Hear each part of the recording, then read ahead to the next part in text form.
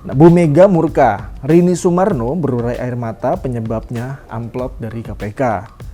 Badan Kepegawaian Negara atau BKN membuka seleksi pegawai pemerintah dengan perjanjian kerja atau P3K Tenaga Teknis 2022. Perekrutan Amtenar baru itu menggunakan sistem seleksi calon aparatur sipil negara atau SSCASN.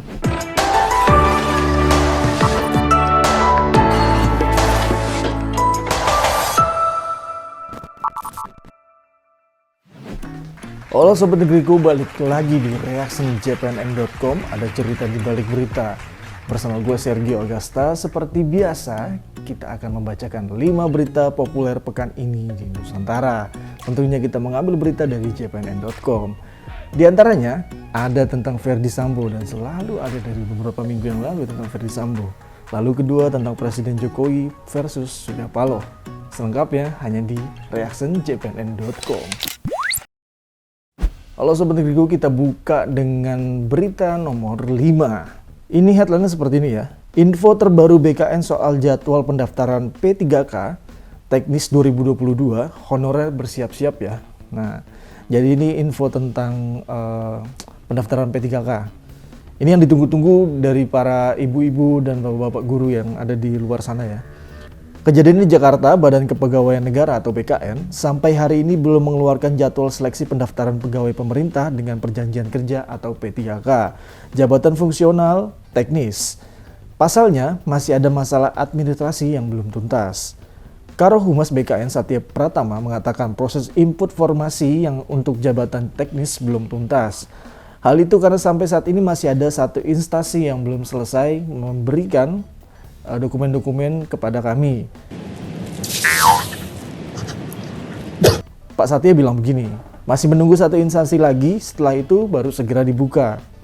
Untuk jadwal pembukaannya masih belum dijadwalkan, masih belum tahu tanggalnya berapa. Cuman ada angin segar lah bahwasanya sebentar lagi akan dibuka pendaftarannya, tinggal nunggu satu dokumen dari instansi tersebut. Apakah akan dibuka bulan ini atau tidak? Satya belum bisa memastikannya. Dia hanya menegaskan secara administrasi tinggal satu instansi yang belum selesai memberikan dokumen. Di kalangan honorer sendiri banyak yang sudah menantikan pembukaan pendaftaran seleksi P3K ini, Sobat Negeriku. Mereka mengaku sudah mencoba masuk SSCASN tetapi belum bisa mendaftar sama sekali. Nah, Pak Satya mengungkapkan seperti ini lagi. Nggak tahu kapan pendaftaran P3K teknis dibuka, honorer guru dan nakes sudah mau diangkat di awal 2023. Honorer teknis administrasi malah belum diapa-apain. Nah, ini komentar juga daripada Ketua Forum Honorer K2 Provinsi Sulawesi Tenggara, yaitu Mas Andi Keliani Kahar. Eko Wibowo juga mendesak pemerintah untuk menetapkan jadwal seleksi P3K teknis. Itu karena 28 November kemarin, pemerintah akan memperlakukan penghapusan honorer. Nah, kira-kira seperti itu. Ada komentar apa dari Sobat Negeriku? Mari kita bacain sama-sama. Komentar dari Sobat Negeriku yang pertama dari Mr. Rai. Kalau magang di sekolah sebagai tata usaha bisa ikut P3K teknis nggak? Katanya seperti itu. Lalu komentar dari Cut Naima Channel. Yang belum resum di P3K guru kemarin bisa daftar di teknis nggak ya? Intinya nih semua teman-teman yang ingin mendaftar di P3K sedang menunggu menanti-nanti kapan akan dibuka ya. Nah, ini pertanyaan dari komentar ini, pertanyaan tentang kayak magang di sekolah bisa nggak nih ikut jadi P3K, jadi masukin resumnya dan lain-lain. Nah, ya kita tunggu jadwal dari BKN ya. Case close. Oke Sobat Negeriku, kita sudah sampai berita nomor 4 pekan ini. Sangat trending ya, karena memang sangat tendensius terhadap headline-nya. Jadi gini, konon Jokowi pernah diancam Surya Paloh, begini ceritanya. Jadi wartawan senior Pandana Baban mengungkapkan Presiden Jokowi alias Joko Widodo pernah mengalah karena diancam oleh Ketua Umum Partai Nasional Demokrat atau Nasdem Surya Paloh. Menurut Panda, momen itu terjadi sekitar 2016 hingga 2017 saat Presiden Jokowi hendak mencopot kader Partai Nasdem M. Prasetyo dari jabatan Jaksa Agung. Nah, kemudian kata Panda, Surya Paloh bilang tidak setuju untuk menurunkan jabatan si M. Prasetyo itu dari Jaksa Agung saat menjadi tamu siniar total politik yang ditayangkan di YouTube-nya gitu. Politikus Partai Demokrasi Indonesia Perjuangan atau PDIP itu mengungkapkan dirinya menerima cerita tersebut langsung dari Surya Paloh. Kemudian Panda Nababan ini langsung menanyakan itu kepada Pak Jokowi langsung. Waktu Surya Paloh cerita ke saya konfirmasi ke Presiden Jokowi. Beliau pun membenarkan cerita itu. Nah, tokoh asal sepuh Sumatera Utara itu tidak hanya mengkonfirmasi cerita dari Surya Paloh, tetapi Panda juga bertanya mengapa Presiden ke-7 RI itu menuruti ancaman Surya Paloh. Nah, ternyata Pak Jokowi itu menjunjung tinggi persahabatan antara Nasdem dan PDIP. Kita bisa bilang bahwasanya Pak Jokowi ini adalah representatif dari PDIP dan Surya Paloh adalah representatif dari Nasdem, menjaga hubungan persahabatan itu. Maka Pak Jokowi itu sangat mengiyakan apa yang tidak setuju oleh Surya Paloh. Kemudian di tahun 2018, M. Prasetya itu langsung diganti total. Nah, bahwasanya Panda Nababan ini memberikan satu statement yang cukup menarik, bilang seperti ini. Akhirnya Presiden Jokowi sampai pada satu kesimpulan, Prasetya harus diganti dan feeling Pak Jokowi itu akurat dan tepat soal kegundahannya tentang M. Prasetya ini. Nah, kita bacain komentar dari Sobat Negeriku. Komentarnya dari Agustiawan Agus. Elektabilitas Nasdem calonkan Anies punya dua kemungkinan, bisa turun bisa naik atau kemungkinan hancur. Nah, ini agak kurang pas dengan berita yang ada di kita bacakan tadi ya. Tapi ya ini sebagai hasanah bahwasanya Nasdem ini lagi banyak musuhnya ya. Tentu saja musuhnya yang waktu itu kita tahu bersama bahwasanya Nasdem ini berkoalisi dengan partai yang diusung oleh Pak Jokowi. Oke. Semoga hubungan Pak Jokowi selalu erat, persahabatan dengan Surya Paloh dan tidak ada menimbulkan dendam sedikit pun. Case close. Nah, sekarang kita sampai berita nomor 3 pekan ini. Nah, Bu Mega murka, Rini Sumarno berurai air mata penyebabnya amplop dari KPK. Jadi kasusnya wartawan senior yang tadi kita bahas juga di berita nomor 4, yaitu Panda Nababan membeberkan soal hubungan Ketua Umum PDI, Megawati Soekarnoputri dengan Rini Sumarno yang kini renggang. Seperti kalau kita baca sejarah lebih lanjut tentang Megawati dan Rini Sumarno ini, dulu bapaknya Megawati yaitu Pak Soekarno dan bapaknya Ibu Rini Sumarno adalah sahabatan. Dan Bu Rini Sumarno ini kan seperti nama marga ya Sumarno ini, bapaknya namanya Sumarno, menjadi menterinya daripada Pak Soekarno pada saat jabatannya Pak Soekarno menjadi presiden. Nah, kemudian di tahun sekarang ini beliau renggang persahabatannya. Ya renggang itu gara-gara, kita baca deh beritanya ya.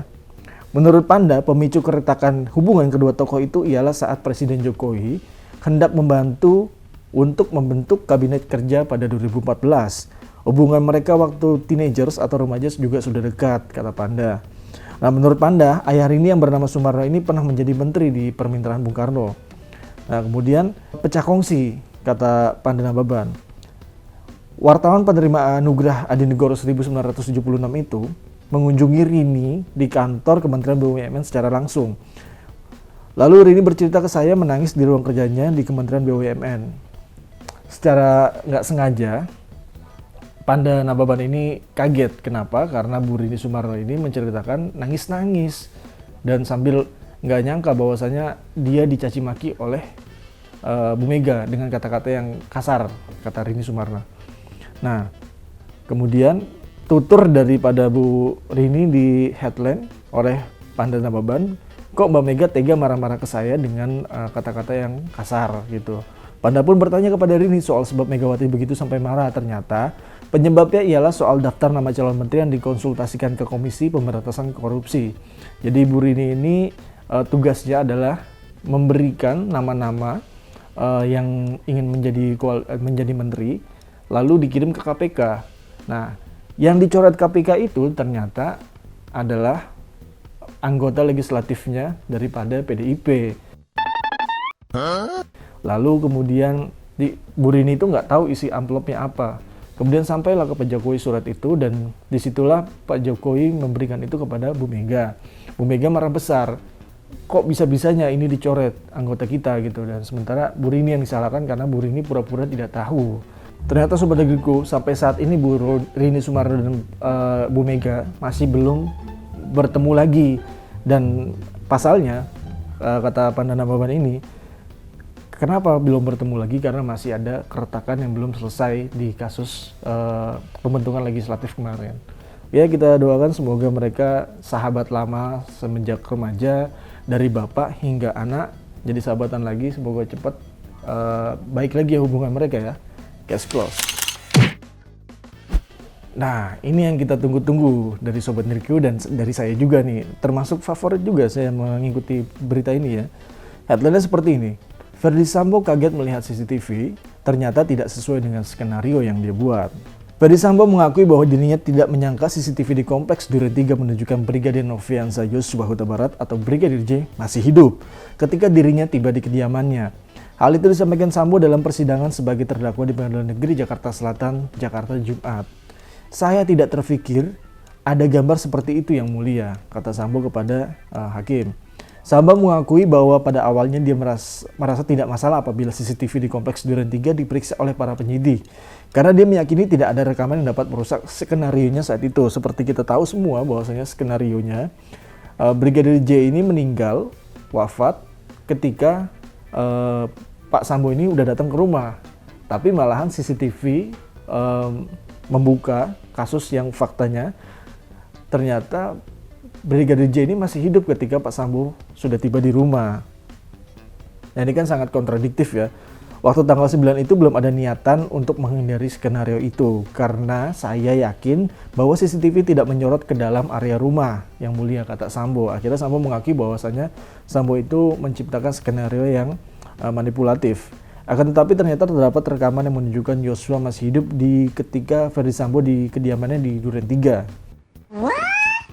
Adapun skenario yang saat itu kita bangun, kita ketahui juga bersama bahwasanya Verdi Sambo terjadi peristiwa tembak-menembak antara Joshua dan Richard Eliezer atau Baradae ketika dirinya belum tiba di Duren 3. Sambo meninggal ketika saya sudah datang dengan luka tembakan yang ditembakkan oleh Baradae. Nah, seperti itu. Menambahkan, kata Sambo, saya tidak tahu kalau posisi Joshua itu jalan seperti yang ada di CCTV. Ia mengatakan bahwa dirinya baru mengetahui bahwa rekaman CCTV tersebut tidak sesuai dengan skenario pada 13 Juli 2022.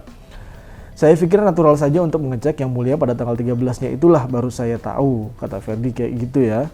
Kita bacakan komentar dari Sobat Negeri. Komentar yang pertama dari Abdul Aziz. Kasus Jessica aja yang gak terlihat secara konkret, Jessica nuangin sianida ke kopinya bisa 20 tahun penjara. Ini udah jelas ada korban meninggal gara-gara ditembak dan otak penembaknya udah ketahuan, masa nggak lebih berat dari 20 tahun? Hukuman mati sangatlah pantas diterima oleh Pak Sambo. Kemudian dari populer kedua, Komarudin Rena. Ingat, tidak ada kejahatan yang sempurna. Ya, ini tepat sekali ya. Ya, semoga majelis hakim di meja hijau lekas selesai kasus Verdi Sambo ini dan mengumumkan kepada publik agar publik juga puas. Dan beritanya update lagi, oke? Case close. Oke, Sobat Negeriku, kita sudah sampai puncak berita nomor 1 populer pekan ini. BKN buka pendaftaran P3K Tenaga Teknis 2022, ini link dan jadwal seleksinya. Oke, tadi di berita nomor 5 bahwa BKN ini belum bisa membuka pendaftaran P3K ya. Ternyata di berita nomor 1 ini menjadi trending ketika sudah dibuka pendaftarannya dan jadwal seleksinya. Terdapat linknya juga. Teman-teman kalau pengen daftar silahkan coba dibuka di jpnn.com, tinggal headline-nya diketik aja yang tadi saya sebutkan. Nah, Badan Kepegawaian Negara atau BKN membuka seleksi pegawai pemerintah dengan perjanjian kerja atau P3K Tenaga Teknis 2022. Perekrutan Amtenar baru itu menggunakan sistem seleksi calon aparatur sipil negara atau SSCASN. Pengumuman seleksi P3K Tenaga Teknis 2022 dimulai hari ini 20 Desember 2022. Sampai dengan 3 Januari 2023, kata Kepala Biro Humas BKN Satya Pratama pada JPNN Selasa kemarin. Dia mengungkapkan masa pendaftaran melalui SSCASN BKN dimulai pada 21 Desember 2022. Pendaftaran itu akan berakhir pada 6 Januari 2023. Para pelamar termasuk honorer bisa mendaftar melalui link yang tercantum di artikel itu di www.sscasn.bkn.go.id sebagai alamat resmi yang disediakan oleh BKN. Adapun jadwal pelaksanaan seleksi P3K Tenaga Teknis itu tertuang dalam surat Kepala BKN nomor 43066/BKS0401 SDK 2022 tanggal 19 Desember 2022. Surat itu ditandatangani langsung Pelaksanaan Tugas atau PLT Kepala BKN Bima Haria Wibisana. Mengingat pentingnya pelaksanaan seleksi tersebut, jadwal ini bisa digunakan sebagai acuan dalam pelaksanaan kegiatan penerimaan P3K Teknis 2022. Tulisan Bima Haria Wibisana dalam suratnya. Nah, kalau ingin lihat jadwal seleksinya, silahkan dibuka di artikelnya yang tadi saya bilang. Saya sekarang hanya sedikit men-spill saja, karena saking banyaknya nih jadwalnya nih. Dari pengumuman seleksi 20 Desember hingga 3 Januari. Pendaftaran seleksi 21 Desember hingga 6 Januari. Seleksi administrasi 21 Desember hingga 11 Januari. Pengumuman hasil seleksi administrasi dari 12 hingga 15 Januari. Masa sanggah 16 dan 18 Januari. Jawab sanggah 19 dan 25 Januari. Pengumuman pasca sanggah 26 hingga 28 Januari. Pemilihan titik lokasi ujian dan pencetakan kartu peserta 18 hingga 22 Februari 2023. Penarikan data final 23 hingga 24 Februari 2023, penjadwalan seleksi kompetensi 25 Februari hingga 1 Maret. Dan pengumuman kelulusan pasca sanggah yaitu hingga 27 April sampai 29 April. Nah, hingganya ini terhitung daripada Januari tadi ya. Nah, usul penetapan NIP 3K yaitu pada tanggal 23 Mei sampai dengan 20 Juni 2023. Perjalanan panjang untuk teman-teman yang daftar untuk P3K, semangat terus. Ini perjalanan panjangnya mulai dari bulan ini hingga bulan April, karena bulan Mei sudah penetapan daripada usul dari BKN tentang penetapan NI P3K. Semangat terus untuk pejuang P3K, semoga lancar terus, semoga sukses, semoga keterima, dan yang paling penting semoga amanah karena kalian menjadi ASN, otomatis asisten daripada negara, daripada rakyat. Oke? Case close. Oke Sobat Negeriku, tadi kita sudah membacakan 5 berita terpopuler pekan ini di jpnn.com. Lagi-lagi berita yang populer masih terhadap Ferdy Sambo, itu berita favorit saya juga ya. Mungkin Sobat Negeriku juga ngikutin terus.